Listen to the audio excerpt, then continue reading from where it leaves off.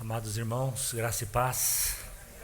Mais uma vez estamos aqui na presença do Senhor, desfrutar de sua bondade, de sua palavra. Amém? Vamos abrir a palavra de Deus então na primeira epístola de João, capítulo 4, versículo 16. Vamos, com a graça do Senhor, meditar um pouco na sua palavra. E esse vai ser o nosso ponto de partida aqui. 1 João, capítulo 4, versículo 16. E nós conhecemos e cremos no amor que Deus tem por nós. Vou repetir essa frase. E nós conhecemos e cremos no amor que Deus tem por nós. Deus é amor. E aquele que permanece no amor, permanece em Deus e Deus nele. Se alguém perguntasse para nós, você é agradecido pelo amor de Deus? Certamente, sem pensar, nós diríamos sim, com certeza. E nós podemos pensar até que é óbvia a razão para isso. É claro que nós somos agradecidos pelo amor de Deus, afinal de contas é algo maravilhoso ser amado, né? Ainda mais por Deus.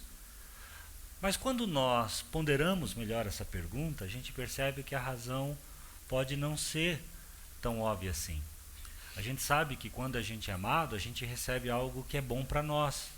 E quanto maior o custo daquilo que a pessoa que diz que nos ama nos dá, mais a gente entende que o amor dela é grande por nós, né?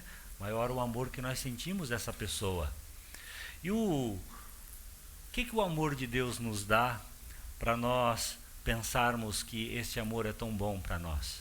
Aí você pode citar um monte de bênçãos, mas nós sabemos também que a vida do amado de Deus tem muitas dificuldades, não é mesmo? Considere a questão do perdão, por exemplo. A gente pode perguntar, você é agradecido pelo perdão de Deus? Mas veja como a coisa fica relativa. Imagine, por exemplo, um marido que feriu a sua esposa.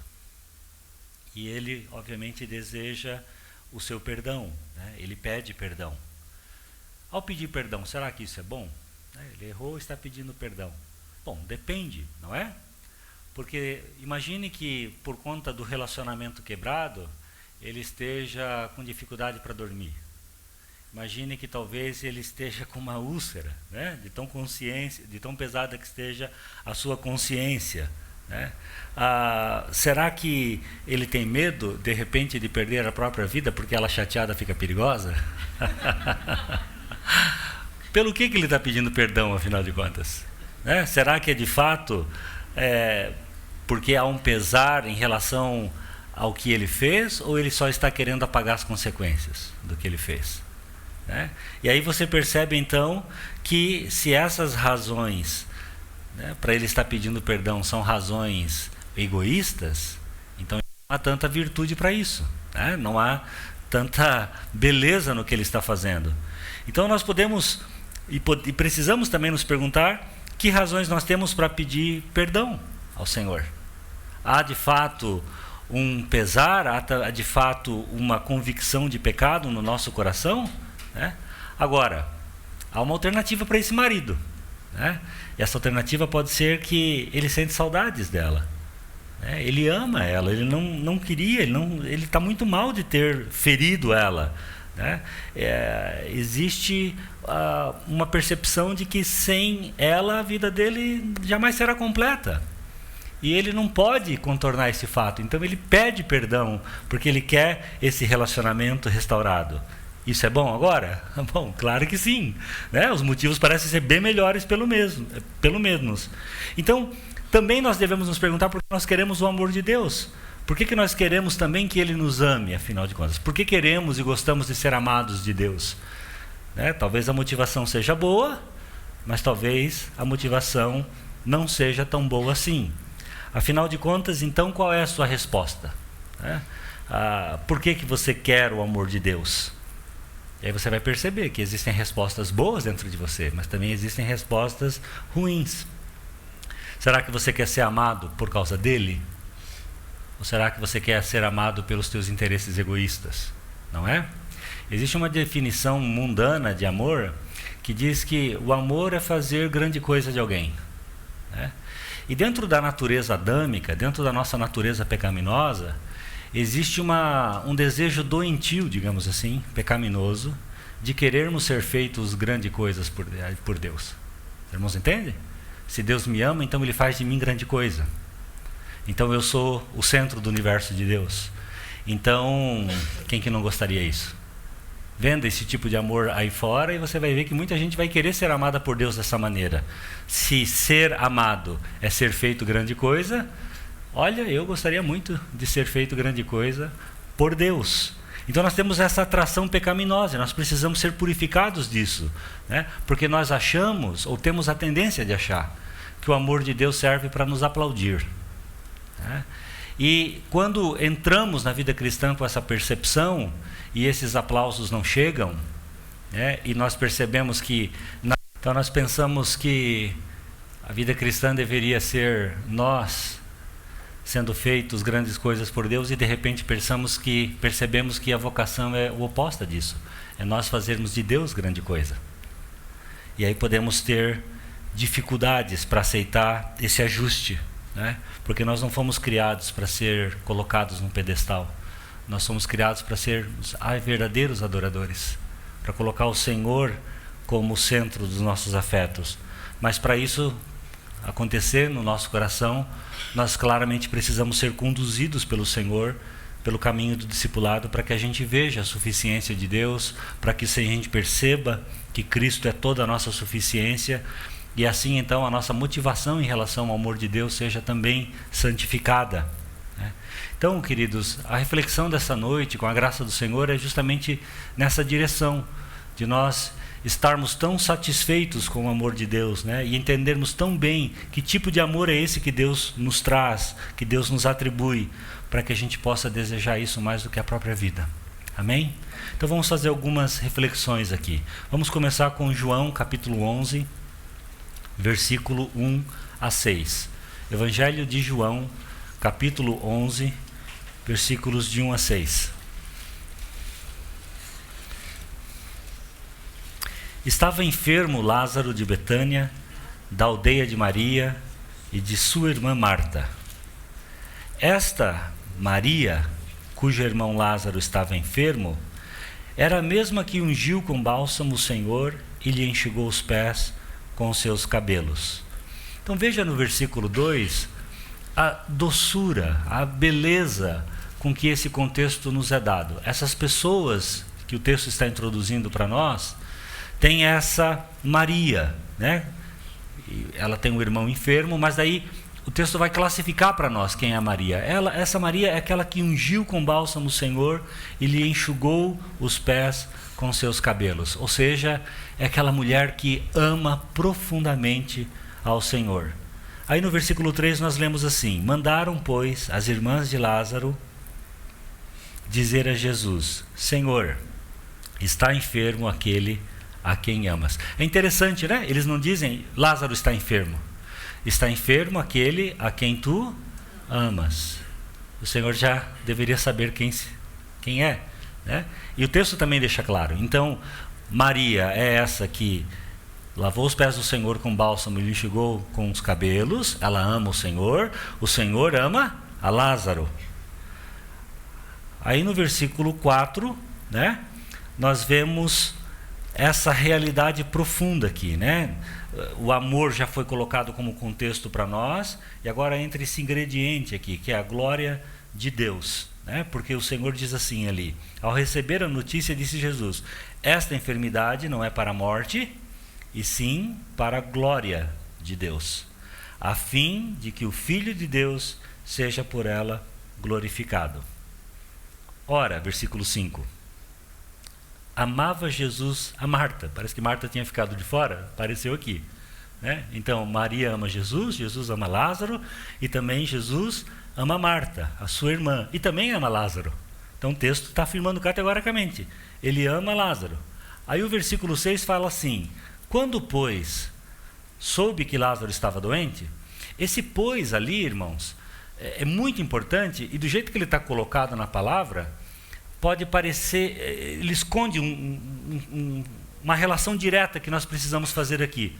Então, o pois existe um sinônimo, que é porquê. Então, pois e porquê é a mesma palavra lá no grego. Então, se a gente pegar essa palavrinha e colocar no começo do versículo 6, e eu vou ler o 5, eu vou ler o 6 nessa ordem diferente para vocês pegarem a estranheza, tá bom? Então diz assim: ora, amava Jesus a Marta e a sua irmã e amava Lázaro, porque quando soube que Lázaro estava doente, ainda se demorou 2 dias no lugar que estava. Pegaram? Ele amava, ela amava Marta, ela amava Lázaro. Por quê, Senhor? Porque quando ele soube que Lázaro estava doente, ele se demorou mais 2 dias ainda para ir lá. Estranho, não é? Bem estranho. 3 conclusões rápidas aqui. Fica claro que Jesus deixou Lázaro morrer. Não é? Muito claro. Número 2. Ele foi motivado pelo zelo que ele tinha pela glória de Deus. Versículo 4. E o cerne dessa motivação era o quê? Amor. Era amor. É isso que nós vemos aqui. Agora, o que nessa vida transformaria uma atitude dessas em amor? Você chamaria isso de amor? O versículo 4 é a resposta. Essa enfermidade não é para a morte, e sim para a glória de Deus, a fim de que o Filho de Deus seja por ela glorificado. Então aqui nós podemos ensaiar, digamos assim, uma primeira definição de amor de Deus para nós. Então o amor de Deus é Ele fazendo tudo o que precisa ser feito, custe o que custar, para que nós possamos ver a glória de Deus. Para que nós possamos ver a glória de Deus, estar satisfeitos com o amor dele em Cristo, e nós possamos glorificá-lo para todo sempre. Amém? No Evangelho de João ainda, no capítulo 17 e no versículo 24, Jesus expressa esse amor que eu acabei de definir para os irmãos aqui, na sua oração lá, João 17, versículo 24. Nós lemos assim: Pai, a minha vontade é que onde eu estou, estejam também comigo os que me destem. Para o que, Senhor? Para que vejam a minha glória que me conferiste, porque me amaste antes da fundação do mundo. Então Jesus te ama e Jesus ora por você. E sabe qual que é o seu maior desejo em relação a nós? Que nós vejamos a sua glória. A essência da oração de amor que o Senhor faz por nós é: mostra-os a minha glória, Pai. Mostra para eles a minha glória. E isso vai ser maravilhoso para eles. Isso vai dar satisfação eterna, plena para eles. É isso que eles precisam. Quando eu olho para essa oração, uma coisa que me vem à mente, assim, com uma certa frequência, é uma experiência que eu tive. Para não distrair muitos irmãos, eu não vou dar muitos detalhes, mas uma vez eu estava lá na parte central do Brasil, e nós pegamos uma trilha para ir visitar um lugar que eu nunca tinha ido. E a trilha era meio fechada, e eu sabia que a gente estava indo na direção de uma cachoeira, mas eu pensei que a gente iria andar no meio do mato e finalmente, quando chegasse lá, a gente veria a cachoeira. Nunca tinha visto foto na internet, não me preocupei em procurar também. Fui com os amigos, com os irmãos, vamos lá, vamos conhecer. E, de repente, né, de uma maneira muito abrupta, assim, a picada terminou. E a gente estava no pé da cachoeira, do lado dela, assim. E quando eu olhei para cima, eu vi aquela vegetação saindo por dentro da água e muitos pássaros rodeando a água. Foi uma cena estonteante, assim. Foi uma coisa que eu nunca vou esquecer. E todo mundo que estava ali pela primeira vez, né, ficou meio assim, atordoado com a beleza daquilo. E a gente ouvia o uau, meu Deus, que coisa incrível. E aí você vê, né, um paralelo meio tosco que eu estou fazendo aqui. Quando nossos olhos se abrem, nós vemos algo muito bonito, nós ficamos extasiados de alegria, né? Dá uma euforia dentro de nós, dá algo assim, um prazer indescritível, e a gente solta essas expressões, entre aspas, né, de louvor, né? Que coisa linda, que coisa incrível! Percebe? Porque isso toca o propósito de Deus ter nos criado, e Ele sabe que quando Cristo é revelado para nós, vai ser algo incrível, algo maravilhoso, algo que vai transbordar o nosso coração de alegria, e nada nem ninguém pode dar isso para nós. E o irmão que nos levou, né, estava de guia, digamos assim, dava para perceber a satisfação dele, né? Eu sabia que isso ia acontecer, era isso que eu queria ver aqui, né? É assim o Senhor, não é? Eu imagino que sim. O Senhor nos leva aos pés de Cristo, e quando nós vemos e adoramos e glorificamos, o Pai fala: sim, eu sei, Ele é meu filho amado, eu tenho todo o meu prazer nele também. Amém? Vamos para um outro texto? Vamos para 2 Coríntios, capítulo 12, versículos 7 a 10. Texto também bem conhecido dos irmãos, 2 Coríntios, capítulo 12, apenas 3 versículos ali. Versículo 7, então, diz assim: e para que não me ensoberbecesse com a grandeza das revelações, foi-me posto um espinho na carne, mensageiro de Satanás para me esbofetear, a fim de que não me exalte. Por causa disso, 3 vezes pedi ao Senhor que o afastasse de mim. Então ele me disse: a minha graça te basta, porque o poder se aperfeiçoa na fraqueza. De boa vontade, pois, mais me gloriarei nas fraquezas, para que sobre mim repouse o poder de Cristo, pelo que sinto prazer nas fraquezas, nas injúrias, nas necessidades, nas perseguições, nas angústias, por amor de Cristo. Porque quando sou fraco, então é que sou forte. Desse texto a gente pode tirar as mesmas 3 conclusões que nós tiramos lá de João 11. Primeiro, o amor não retirou o espinho, ou retirou? O amor não retirou o espinho. Número 2, o amor tinha algo mais importante e mais satisfatório para dar, o amor de Deus, não é? Era algo muito maior do que simplesmente tirar o espinho. E esse algo maior era a maravilhosa graça de Deus. Esse era o algo muito mais importante. A minha graça te basta. Tem algo muito melhor para você do que tirar o espinho. Então, como é que o amor de Deus reage quando nós muitas vezes clamamos: ajuda-me, Senhor, ou mesmo ama-me, Senhor, toca-me, perdoa-me? O Senhor vai reagir mais ou menos assim: eu vou engajar todo o meu poder e a vida do meu filho para te dar o que você mais precisa.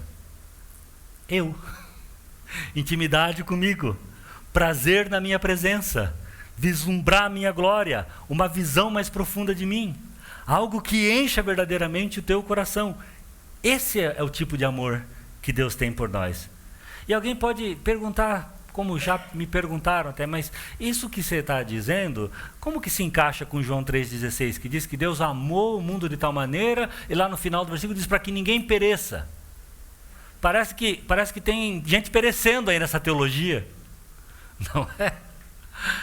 Mas a resposta para isso está, né, muito evidente, e também no capítulo 17 de João, que é o capítulo que nós já lemos lá, né, onde nós lemos assim, capítulo 17, versículo 3, os irmãos não precisam abrir, João. E a vida eterna é esta, o quê? Que te conheçam a ti, o único Deus verdadeiro, e a Jesus a quem enviaste. Então o que é a vida eterna? É que te conheçam. Então é conhecer o Senhor que é a vida eterna. E nós vamos conhecer o Senhor só com mar tranquilo, céu de brigadeiro, mar de rosas? É assim que nós conhecemos só o Senhor? Não, queridos. Então por que você quer ser amado por Deus então? Sim, é para não perecer. Sim, talvez, né, para não ir para o inferno. Sim, para não ter uma consciência pesada. Sim, para ter o casamento restaurado. Sim, para sair das dívidas. Sim, né? Mas se é só isso que você tem, então você não conhece o Senhor.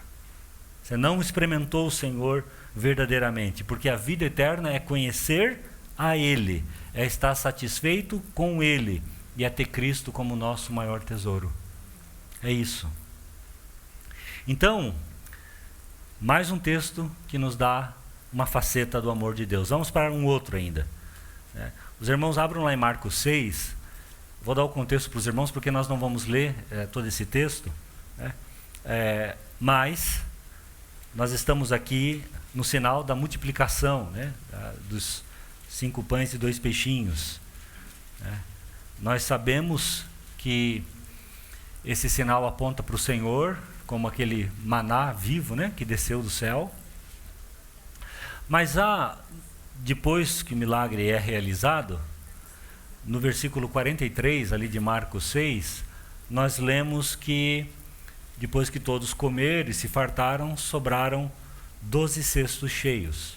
Aí um sinal que é público, e aberto à grande massa de pessoas que estava lá, de repente com esses 12 cestos cheios fica mais particular, fica mais dirigido e toca a esfera ali dos 12 apóstolos. Então há uma mensagem pública para aquele sinal, mas também apontava ali especificamente para aqueles 12 com os 12 cestos cheios. E eu creio, irmãos, que o sinal para os 12, nos 12 cestos que sobraram, é que o Senhor os proveria, o Senhor os cuidaria de suas necessidades e eles estariam pessoalmente sendo cuidados pelo Senhor. Por isso, um cesto cheio para cada um deles. Aí, depois que isso acontece, veja no versículo 45 agora. Nós lemos assim: logo a seguir, compeliu Jesus os seus discípulos a embarcar e passar adiante para o outro lado, a Betsaida, enquanto ele despedia a multidão. Presta bem atenção nesse verbo ali, compeliu. Um verbo muito importante. É um verbo que, no original, tem a ver com ele tornou necessário para os discípulos que eles embarcassem e atravessassem o mar. Ele fez que ficasse necessário para eles fazer isso. Ele o compeliu de fato. No versículo 46, lemos então que, tendo-os despedido, subiu ao monte para orar. Isso é Jesus.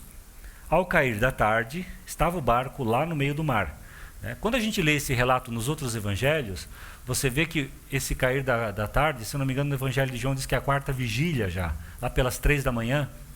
Então, quando isso acontece, já era para eles terem chegado no outro lado há muito tempo. E nós lemos que eles avançaram apenas 5 quilômetros, ou seja, 1/3 da viagem. Que é uma coisa, o vento realmente estava contrário. Imagine você fazer todo o trajeto que, vamos supor, daqui a Curitiba é 5 horas, você dirige 5 horas e está em Ortigueira. Está indo muito devagar. A coisa não está bem. Versículo 47, ao cair da tarde, estava o barco no meio do mar e ele sozinho em terra. Então o barco lá no meio do mar e Jesus em terra. Aí o versículo 48 já traz para nós um fato extraordinário, porque nós estamos falando de um barco no meio do mar, no meio da noite e no meio do mar, Jesus em terra, e o versículo 48 diz o quê? E vendo-os em dificuldade. O Senhor, de onde está, vê esses discípulos em dificuldade. Isso humanamente não é possível, irmãos. Vê em dificuldade a remar, porque o vento lhes era contrário. Por volta da 4ª vigília da noite, veio ter com eles. Então o Senhor vê lá do monte, provavelmente, onde ele estava orando, que esses discípulos estão em dificuldade. Dificuldade é perigo de vida, grave perigo de vida. E o Senhor anda sobre o mar e vai ao encontro deles. E aí, no finalzinho do versículo 48, diz que queria tomar-lhes a dianteira. Ou seja, fez de conta que ia passar deles. Eles, porém, vendo-o andar sobre o mar, pensaram tratar-se de um fantasma e gritaram, pois todos ficaram aterrados à vista dele. Mas logo lhes falou e disse: tende bom ânimo, sou eu, não temais. E subiu para o barco para estar com eles, e o vento cessou. Ficaram entre si atônitos, porque não haviam compreendido o milagre dos pães, antes o seu coração estava endurecido. Então, quando o Senhor vê eles nessa dificuldade e vai ao encontro deles nessa dificuldade, é muito interessante a gente observar que o Senhor os colocou naquela situação. Porque no versículo 45, como nós observamos, o Senhor os compeliu aí. Será que o Senhor sabia o que ia acontecer? Por que o Senhor os compeliu aí? Não vão, eu faço questão que vocês entrem no barco e atravessem. Eu vou ficar aqui. Vão sozinhos. Que amor maravilhoso, né, irmãos? E eles vão. E aí a situação fica muito difícil. Muito difícil. Muitos de nós, quando enfrentamos situações assim, Senhor, é da tua vontade? E oramos, e buscamos direção, e tomamos uma decisão. Aí o mar, né, se revolta, o vento sopra. E eu errei, não era a vontade de Deus. Porque a gente presume que sendo a vontade de Deus é porque vai dar tudo ficar tranquilo, não teremos ventos contrários. Mas nem sempre é assim, não é, irmãos? Sim, muitas vezes é, graças a Deus, mas nem sempre é. E aí o Senhor vai ao encontro deles. E a lição aqui é a mesma lição repetida, é a mesma lição dos 12 cestos cheios. Nos 12 cestos cheios, que sobraram lá no milagre anterior, o Senhor deixou claro para eles, vai ter um cesto cheio para cada um de vocês, não vai faltar. Quando vocês abandonarem suas profissões, quando vocês deixarem casa de pai e mãe, quando vocês me seguirem e dedicarem a sua vida ao meu serviço, eu vou cuidar de vocês. O cesto de vocês vai estar cheio, não temam. E aí eles vão para essa situação do mar, né? E de repente eles estão nessa dificuldade, né? E o Senhor naquele momento poderia até parecer um amigo distante, né? Olha, o Senhor nos mandou vir e agora ele está bem lá e nós estamos maus aqui, né? Distante, talvez, um bom amigo, distante e talvez impotente, né? Não dá para fazer, o que eu vou fazer? Gritar para ele lá no morro, né? Lá no monte onde ele está, né? E nós estamos aqui se afogando a 5 quilômetros da praia. Mas há uma diferença, né, irmãos? Com esse amigo aí. Não é qualquer amigo, porque esse amigo faz pão do nada. Não é? Esse amigo anda sobre as águas, nada pode deter esse amigo. E quando esse amigo quer cuidar dos seus outros amigos, nada pode detê-lo. E ele vai fazer o que tiver que fazer para cuidar de seus amigos. E acima de tudo, ele vai dar de si mesmo. Porém, então, irmãos, o Senhor aparece lá. Só que é interessante que o Senhor não vai direto para o barco. O Senhor... Eu fico imaginando, eu tenho que rir, irmãos, porque eu acho tão incrível e me faltam as palavras para explicar, talvez desenhar melhor para os irmãos o que eu imagino nessas horas. Porque, pare para pensar, o esgotamento físico, né? Você remando por 8 horas ali, sei lá quantas horas, o esgotamento físico, não vamos conseguir mais, ninguém mais tem braço aqui para remo, não é? O vento contrário, aquela situação toda, né? E de repente aparece essa pessoa. Ele está ali com a missão de ajudá-los, mas ele não vem diretamente ao barco. Ele é como se o barco estivesse aqui, né? E ao invés de ele ir na direção desse barco, ele meio que faz assim, vai passando como quem vai tomar a dianteira. E o que acontece com as pessoas que estão no barco? Gritam. E quando elas gritam, daí ele, não temem, sou eu, Jesus. E ele entra no barco e o vento acalma. Parece que havia algo mais ali para ser ensinado, não é? E eu creio, né, que é o Senhor nos colocando em situações onde Ele quer que nós simplesmente clamemos. E Ele está ali, mas não vai fazer nada enquanto não houver uma boca aberta pedindo ajuda, né? Admitindo a sua impotência, confessando a sua dependência, pedindo ajuda, reconhecendo que não pode mais sozinha. Aí o Senhor entra no barco. Né?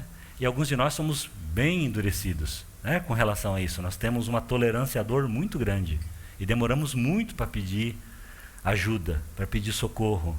E ficamos lidando com aquela situação, tentando todos os meios, com a percepção de que compete a nós encontrar uma solução. E nós tentamos uma e não dá, e tentamos outra e não dá, e tentamos uma terceira e também não dá. Ah, se nós tivéssemos pedido ajuda antes. Ah, se nós tivéssemos sido fraquinhos antes. Ah, se nós tivéssemos entendido que o poder de Deus se aperfeiçoa na fraqueza. Né? Quem sabe a história já teria terminado muito antes. Né? Então, queridos, o Senhor os consola, sobe no barco e o vento cessa. E o texto diz que eles não haviam compreendido o milagre dos pães. Antes o seu coração estava endurecido.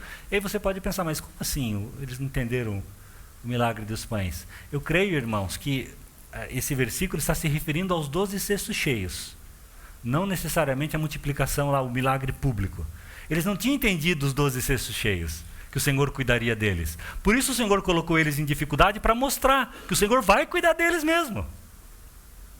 Só que esse amor de Deus, esse compromisso com Deus, não significa ser poupado de uma madrugada inteira remando contra o vento. Não significa medo de morte, não significa ser colocado em perigo, né? Muito pelo contrário. Esse amor, esse compromisso significa sim, muitas vezes, ser colocado numa posição onde você tem que gritar por socorro. E aí experimentar esse socorro. E graças a Deus por isso. Vamos meditar num outro texto, agora Mateus capítulo 11. Em Mateus capítulo 11 nós temos a história de João Batista ali. Temos uma passagem relativa a João Batista. E João Batista está na prisão aqui no começo desse capítulo. Está definhando numa prisão lá às margens do Mar Morto. Por quê? Porque cometeu um crime? Porque João Batista era culpado de algo errado? Não. Ele estava na prisão como resultado de ter vivido uma vida da maior fidelidade possível ao Senhor. Foi a fidelidade ao Senhor que colocou ele naquela cadeia. Ele tinha sido totalmente leal a Cristo, né? Esplêndido na sua determinação em relação à sua missão, né? A missão divina. Muito corajoso, né? Dá para dizer maravilhosamente corajoso na proclamação da mensagem, uma mensagem dura, contundente, direta, corajoso, falou o que tinha que falar, né? Tudo que foi confiado àquele homem, ele fez. E ainda assim, o resultado disso tudo não foi uma coroa, não foi uma cerimônia de homenagem, não foi um certificado de honra ao mérito, obrigado, né? Pelo contrário, tudo acabou numa prisão. Que teste, né, para um homem como esse. Parecia que a sua fé, que aquela restrição, né, aquelas vestes de camelo, se alimentando de mel e campanha, toda aquela vida de sacrifícios, não tinha dado em nada, né? Essa ideia de diminuir para que Cristo crescesse, né? Talvez ele dissesse, isso é sim, é diminuir mesmo, né? Estou na cadeia, não é? E aí, né? Porque essa experiência contradizia tudo, né? Você consegue se imaginar nessa posição? Você ficaria confuso certamente, né? Ficaria com uma dificuldade de entender do tipo, mas o que eu fiz de errado então? O que eu poderia ter feito melhor? Como eu poderia ter evitado esse resultado tão triste, tão trágico, né? E aí ele manda os seus discípulos a Jesus com uma importante pergunta. E a pergunta está ali nos versículos 2 e 3 de Mateus 11. Quando João ouviu no cárcere falar das obras de Cristo, mandou por seus discípulos perguntar-lhe: és tu aquele que estava para vir, ou nós devemos esperar por outro? Essa é a pergunta, né? Porque Jesus não havia se apresentado como alguém que veio para libertar os cativos. Vocês lembram daquela passagem de Lucas 4? O Senhor se levanta na sinagoga, pega o rolo da lei do oficiante, aí ele abre, né? Lucas 4 a gente lê, e daí ele lê aquela passagem de Isaías, né? Onde ele diz assim: o Espírito do Senhor está sobre mim, pelo que me ungiu para evangelizar os pobres, enviou-me para proclamar, olha o interesse de João Batista, libertar dos cativos, libertar os cativos, e restauração da vista aos cegos, para pôr em liberdade os oprimidos e apregoar o ano aceitável do Senhor. Aí o Senhor lê essa passagem na sinagoga, ele fecha o livro, o texto diz que os olhos de todos estavam fitos nele naquele momento, e ele diz algo tremendo, que deve ter sacudido aquela sala. Ele falou: hoje se cumpriu a escritura que acabais de ouvir. Que coisa tremenda, maravilhosa. E agora tem um cativo, não é? E ele ouve que o Senhor está, digamos assim, vivendo uma vida, um ministério que parece que de fato o Espírito do Senhor está sobre ele. Porque o texto diz que, ouvindo as obras de Cristo, ele manda os discípulos perguntar e fala: escuta, tu é aqueles mesmo que devia de vir, ou nós devemos esperar outro? Porque assim, se você for aquele, eu estou preso, tá? Mais ou menos assim, né? Porque eu estou aqui, eu sou cativo. Estou correndo perigo de vida aqui, né? E o Senhor, no versículo 4 aqui de Mateus 11, responde assim: ide e anunciai a João o que estáis ouvindo e vendo. Olha que resposta, irmãos. Os cegos vêm, os coxos andam, os leprosos são purificados, os surdos ouvem, os mortos são ressuscitados e aos pobres está sendo pregado o Evangelho. É do mesmo texto de Isaías. Do mesmo. Ou seja, sim, eu sou aquele que estava por vir. Você não precisa esperar outro. Sou eu mesmo. Mas tem um detalhe. Você vai continuar preso. E a sua cabeça vai ser servida numa bandeja. Em outras palavras, versículo 6, bem-aventurado é aquele que não achar em mim motivo de tropeço. Tem uma tradução expandida para esse bem-aventurado é aquele que não achar em mim motivo de tropeço, que eu acho que ajuda a gente a entender o que o Senhor está dizendo aqui. Essa tradução diz assim: bem-aventurado é aquele que não acha em mim qualquer motivo de tropeço, que pode manter os pés em meus caminhos, que não escorrega por qualquer obstáculo no caminho pelo qual eu o tenho conduzido. É esse o... E essa palavra, aquele que não achar em mim motivo de tropeço, aparece em algumas versões aqui, talvez os irmãos, escândalo, né? Parece escândalo. E essa é uma palavra muito forte, né? Muito forte. Porque nós vemos nos evangelhos o Senhor usando essa palavra outras vezes, mas nunca de um modo assim tão surpreendente ao se declarar como sendo a causa de escândalo. É isso que choca aqui. Porque escândalo, tropeço, era uma expressão associada a pessoas más. Falsos mestres, os fariseus, frequentemente, né, eram colocados como... Né, hoje, se a gente fosse dizer um irmão é motivo de escândalo na congregação, o que nós diríamos? O irmão vive uma vida dissoluta. Com certeza, muita perversidade. Não é uma coisa boa.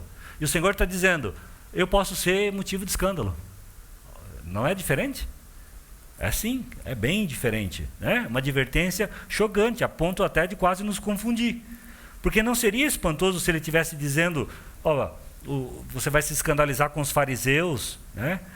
Ou os fariseus considerassem ele como pedra de escândalo, né, um motivo de escândalo, ou se os filhos das trevas considerassem o Senhor como escândalo, a gente poderia aceitar isso. Fariseus podem ter um escândalo, um motivo de tropeço em Jesus. Filhos das trevas podem ter em Jesus um motivo de tropeço. Mas o que ele está falando aqui é com quem o conhece, com aqueles que foram admitidos na sua comunhão, na sua intimidade. Porque se você correr o olho aí nesse texto de Mateus 11 e for para o versículo 9, você vai ver o testemunho que ele dá de João. E o que ele fala, o Senhor Jesus falando de João Batista aqui, diz assim, versículo 9, mas para que saístes para ver um profeta? Sim, eu vos digo, e muito mais que profeta. Este é de quem está escrito, eis aí eu envio diante da tua face o meu mensageiro, o qual preparará o teu caminho diante de ti. Em verdade vos digo, entre os nascidos de mulher, ninguém apareceu maior do que João Batista, mas o menor do reino dos céus é maior do que ele. Então, para vocês não duvidarem de que ele vai ficar na cadeia e será executado por culpa dele, eu vou dar um testemunho do seu caráter. Não tem a ver com ele. Certo? E outra coisa, ele pode ouvir essa palavra, bem-aventurado aquele que não achar em mim pedra de tropeço, não porque ele é um fariseu, não porque ele é filho das trevas, mas porque gente da família do Senhor, eu e você, nós podemos também nos escandalizar com o Senhor. Nós podemos nos escandalizar com um tipo de amor que Ele nos ama. Não é? Nós podemos nos escandalizar com a demora, entre aspas, de seus métodos conosco. Já era para ter agido muito antes, Senhor. Por que o Senhor ainda não fez? Nós podemos nos escandalizar com a duração dos seus silêncios conosco. Nós podemos nos escandalizar com a severidade de suas exigências. Mas o Senhor está pedindo para eu renunciar isso, mas aí não, aí... Irmãos, nesses anos de fé, quantos eu e você já encontramos que no caminho se escandalizaram com ele? Que disseram, não, isso é demais, aí acabou, aí não dá para mim. Entende? Isso pode acontecer, como eu coloquei, numa exigência do Senhor, pode acontecer numa demora do Senhor, pode acontecer numa forma como o Senhor fez as coisas, frequentemente acontece quando alguém perde um ente querido, se revolta com o Senhor. Bem-aventurado aquele que não encontrar em mim motivo de escândalo. Bem-aventurado aquele que não encontrar em mim uma pedra de tropeço. Você é bem-aventurado? O Senhor pode ser Senhor? O Senhor pode te amar assim? Então, quando a gente pergunta, você é agradecido pelo amor de Deus? Os irmãos estão percebendo que tem que parar para pensar um pouquinho. Não é, irmãos? Mas essa não foi só uma experiência de João Batista, porque quando você abre lá em Hebreus 11, eu quero que os irmãos abram comigo, nós vamos ver que depois de passar pela galeria dos heróis da fé, né, desde os patriarcas, né, até Moisés, o escritor da carta aos Hebreus vai resumir para nós séculos de história de homens que experimentaram o amor de Deus da seguinte maneira. Vejam comigo ali, Hebreus 11, versículos 32. Nós vamos ler só a primeira parte do versículo 35, tá? De 31 à primeira metade do 35. Diz assim: E que mais direi? Certamente me faltará o tempo necessário para referir o que há a respeito de Gideão, de Baraque, de Sansão, de Jefité, de Davi, de Samuel e dos profetas, os quais, por meio da fé, subjugaram reinos, praticaram a justiça, obtiveram promessas, fecharam a boca de leões, extinguiram a violência do fogo, escaparam ao fio da espada, da fraqueza tiraram força, fizeram-se poderosos em guerra, puseram em fuga exércitos de estrangeiros. Mulheres receberam pela ressurreição os seus mortos. Aí paramos aqui. E você lê essa lista de grandes feitos que nós temos aqui diante de nós, e nós não temos dificuldade nenhuma de associar essa lista com experiências com o amor de Deus. Olha como vivem as pessoas que são amadas por Deus, né? E claro que se dependesse de nós, nós terminaríamos esse texto aqui, né? Nesse ponto, né? E não iríamos adiante, né? Afinal, isso seria aqui, né, um monte de exemplos práticos dessa maravilhosa realidade prometida por Jesus, quando, antes de ser assuntos ao céu, ele disse: eis que estou convosco todos os dias, até a consumação dos séculos. Então, se o Senhor está conosco todos os dias, até a consumação dos séculos, é isso que nós podemos esperar. É? No entanto, o texto não para aqui, né? E tem um ponto nesse versículo 35 que muitos de nós gostaríamos de erguer uma muralha ali, né? Naquele ponto final ali, né? Vamos erguer uma parede bem alta para não atravessar o versículo 35, porque no versículo 35 ainda, nós lemos assim, em diante: alguns foram torturados, não aceitando o seu resgate para obterem superior ressurreição. Outros, por sua vez, passaram pela prova de escárnios e açoites, sim, até de algemas e prisões. Foram apedrejados, provados, cerrados pelo meio, mortos a fio de espada, andaram peregrinos, vestidos de peles de ovelhas e de cabras, necessitados, afligidos, maltratados, homens dos quais o mundo não era digno. Olha que frase, irmãos. Homens dos quais o mundo não era digno, passando por essas coisas. Entende?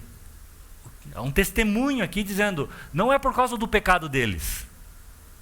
Não era a disciplina do Senhor. Era o mesmo amor responsável pela lista anterior. Errantes pelos desertos, pelos montes, pelas covas, pelos antros da terra. Existe uma teologia nos nossos dias, aliás não é nova, né, que tem um único esforço, assim, um único foco de preocupação com relação à vida cristã. E esse foco é não deixar os seus ouvintes atravessar o versículo 35 de Hebreus 11. Né? É não permitir que isso aconteça de forma alguma. Né? Eles querem, de forma alguma, passar da primeira metade. Aliás, se você for ver, tem milhões de livros escritos aí tentando ensinar um atalho, né? Para que os cristãos não atravessem esse versículo. Né? Uma técnica, alguma coisa para você não experimentar o outro lado do versículo 35. Né? Há outros milhões de livros assim, escritos para ministros, né? Para líderes cristãos, né? Tentando explicar técnicas, estratégias, metodologias, né? E filosofias também, para que o ministério cristão, do leitor do livro, do material, do curso, seja lá o que for, né? Tenha um ministério definido por essas expressões aqui do versículo 33, né? Subjugar reino, praticar justiça, obter promessa, fechar a boca de leão, extinguir a violência do fogo, escapar do fio da espada, da fraqueza tirar força, fizeram-se poderosos em guerra, puseram em fuga exércitos de estrangeiros, mulheres receberam pela ressurreição os seus mortos. Então isso significa, né, para esses autores aí, que jamais nós deveríamos ter um ministério definido por tortura, escárnio, açoite, algema, prisão, apedrejamento, cerrado ao meio, morto ao fio da espada, andando peregrino, necessitado, afligido, maltratado. Nada disso pode fazer parte. Se você viver uma experiência assim, irmão, você está em pecado, você fracassou, alguma coisa está muito errada, né? Por quê, irmãos? Porque é muito fácil para nós acreditarmos que essas coisas não fazem parte do amor de Deus. É o que nós queremos crer, que essas coisas não estão incluídas nessa realidade maravilhosa que é estar em Cristo. Nós queremos pensar que em Cristo não existe sofrimento e nem vergonha.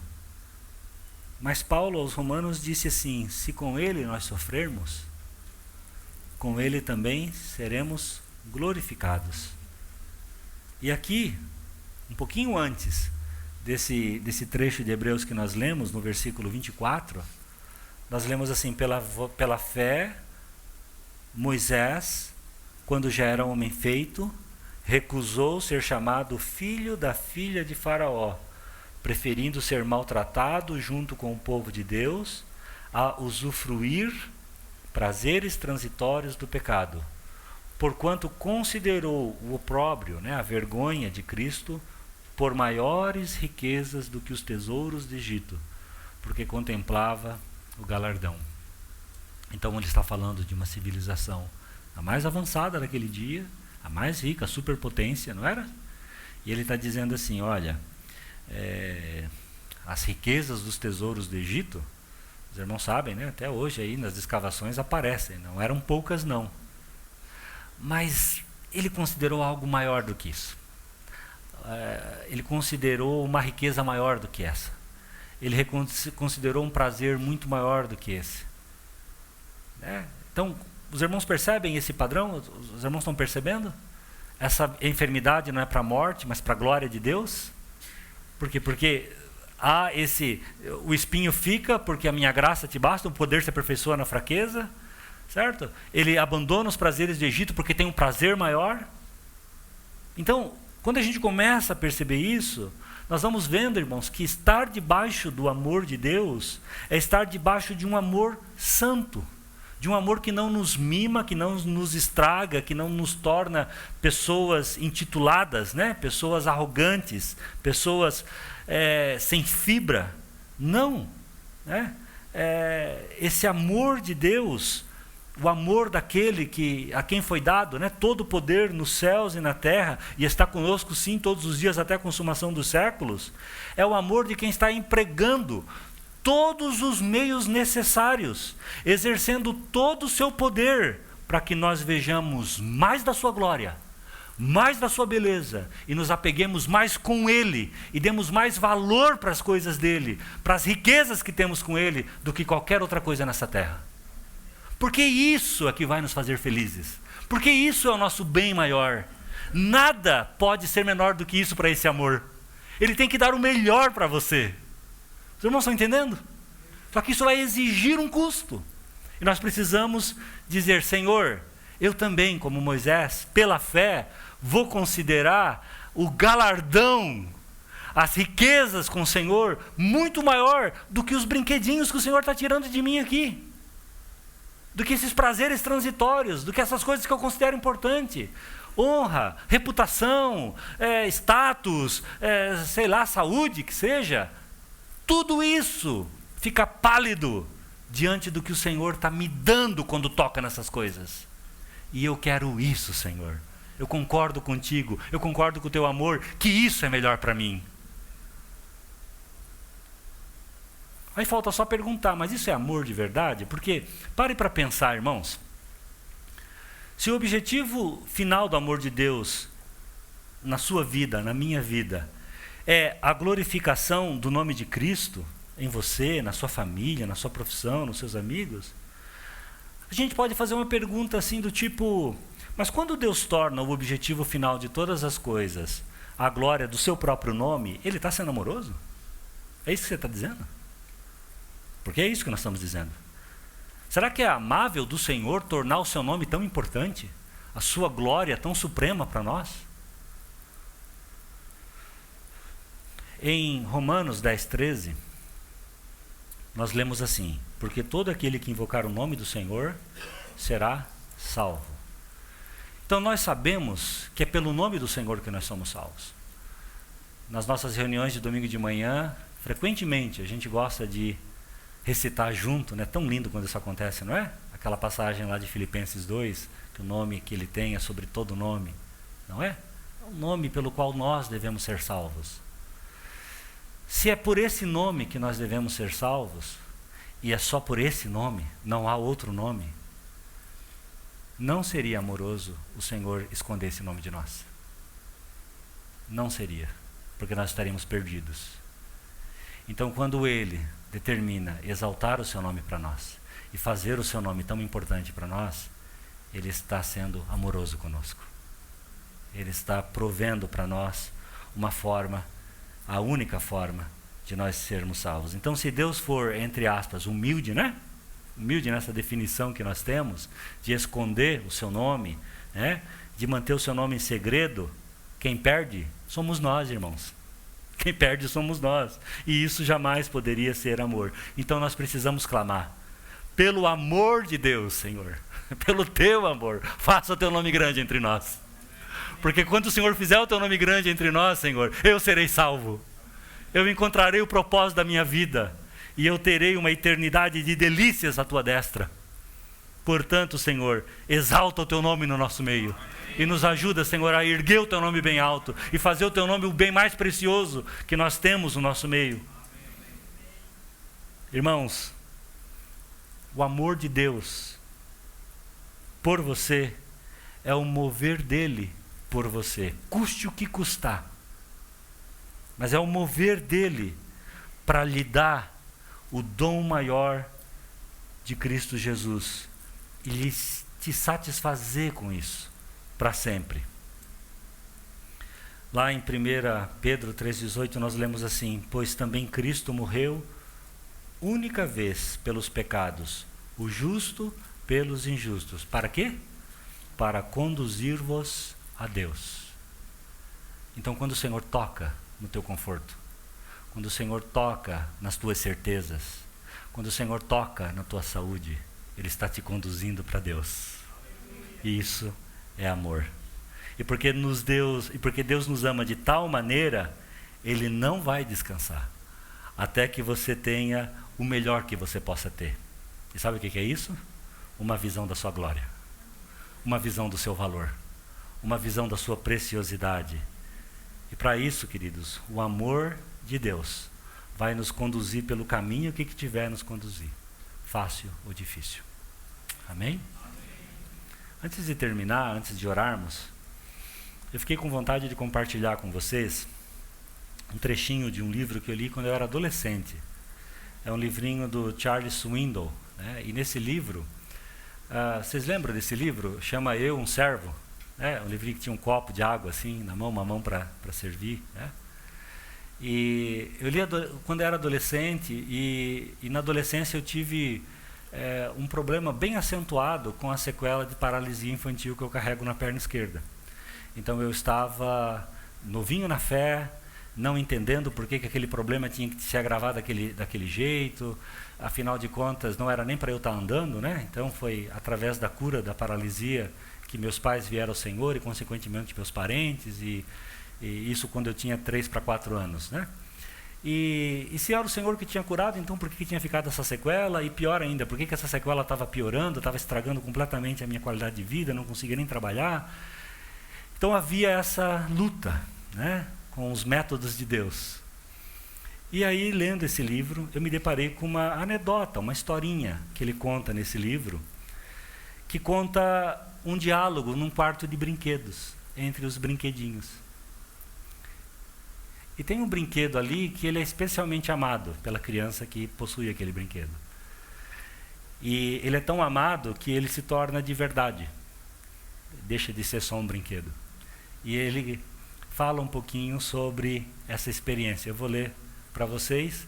Eu espero que faça sentido, porque é bem alegórico. E bem curtinho também. O título da historinha é Ser de Verdade, né? O que faz sentido para brinquedos, né? Então diz assim a historinha. O cavalinho era o brinquedo mais antigo daquele quarto de crianças. Era tão velho que seu pelo castanho mostrava, muitas vezes, aparecendo a costura embaixo dele. E a maior parte dos pelos de sua longa cauda haviam sido arrancadas para se fazerem colarzinhos de contas. Ele era bastante experiente, pois já vira inúmeros brinquedos automáticos chegarem ali cheios de orgulho e arrogância, mas que com o passar do tempo quebravam as cordas e morriam. Ele sabia que todos não passavam de meros brinquedos e que nunca passariam disso, pois a mágica do quarto de brinquedos é estranha e maravilhosa, e somente aqueles que já eram velhos e experientes como o cavalinho a compreendiam bem. O que é ser de verdade? Indagou o coelhinho certo dia, quando estava deitado ao lado do cavalinho perto da lareira, antes de a ama vir arrumar o quarto. É ter dentro da gente uma coisinha que faz um zumbido e uma chavinha de dar corda? Ser de verdade não tem nada a ver com a maneira como nós somos feitos, respondeu o cavalinho. É uma coisa que nos acontece. Quando uma criança nos ama durante um longo tempo, isso é, não apenas gosta de brincar conosco, mas nos ama de verdade, realmente, então passamos a ser de verdade. E isso dói? Perguntou o coelhinho.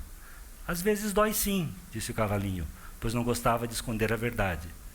Mas quando nós somos de verdade, nós não nos importamos muito com a dor. E acontece de uma vez só, quando nos dão corda, ou é pouco a pouco, quis saber o coelhinho?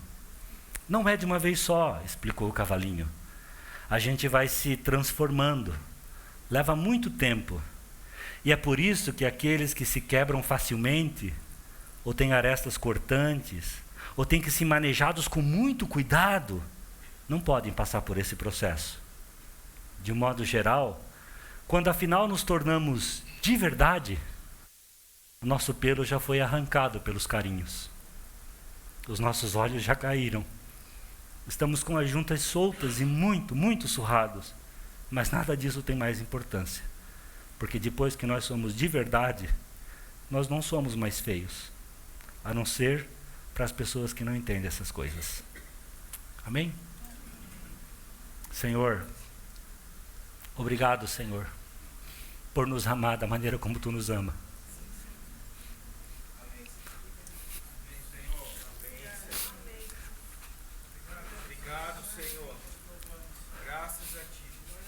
Nós somos agradecidos por esse amor, Senhor. Obrigado, Senhor Jesus, porque Tu nos ama de um jeito tão santo, Senhor. Tão lindo. Obrigado, Senhor, porque muitas vezes o Senhor nos conduz pelo caminho que o Senhor tem que conduzir. Para que a gente se desapegue dos brilhos deste mundo. Para que a gente se solte das mentiras de Satanás.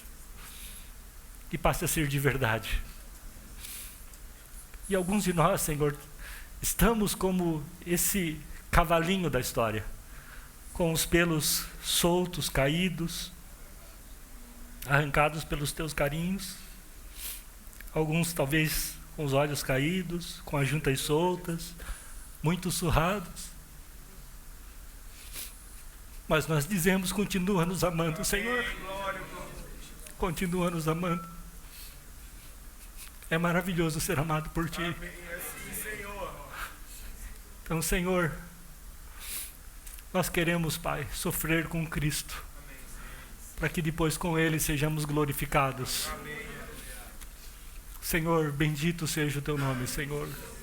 Graças te damos nessa noite, Senhor. Eu te peço que tu encorajes meus irmãos e minhas irmãs nessa noite, que possam permanecer firmes no Senhor, porque bem-aventurado é aquele que não encontra em ti pedra de tropeço, Senhor.